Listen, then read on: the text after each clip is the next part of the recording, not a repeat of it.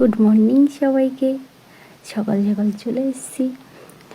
আজ আমাদের এখানে নাম কীর্তনের প্রভাত ফেরি।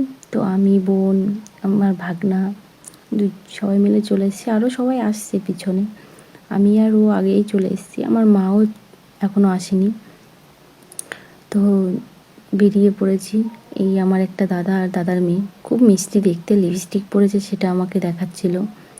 তো অবশেষে আমরা প্যান্ডেলে চলে এসেছি। আর সব রাধারানীরা সেজে গাড়িতে উঠে রেডি যাত্রা করার জন্য।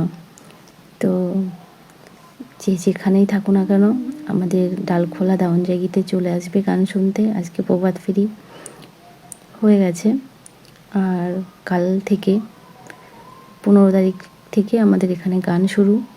তো সবাই চলে আসবে। আর এটা আমাদেরই পাড়ারই মেয়ে। সবাই খুব মস্তিতে আছে, কখন যাবে। এই যে আমাদের বাবু যান, আর সবাই ক্যামেরা থেকে সব লুকাচ্ছে। আর আমি অনেক ওদেরকে অন্য ব্যাপার নিয়ে কথা বলছিলাম, ওরা ওটা নিয়েও খুব হাসি মজা করছিল। আর আমি বলছিলাম কেন করছিস, কী করছিস, এটা নিয়ে ওরা আমাকে সবাই বলছে না, আমি না, এটা ওটা বলা বলি হচ্ছিল। যাই হোক, তো চলো, আমার দিদি এটা বেরিয়ে পড়েছি আমরা শোভাযাত্রায়।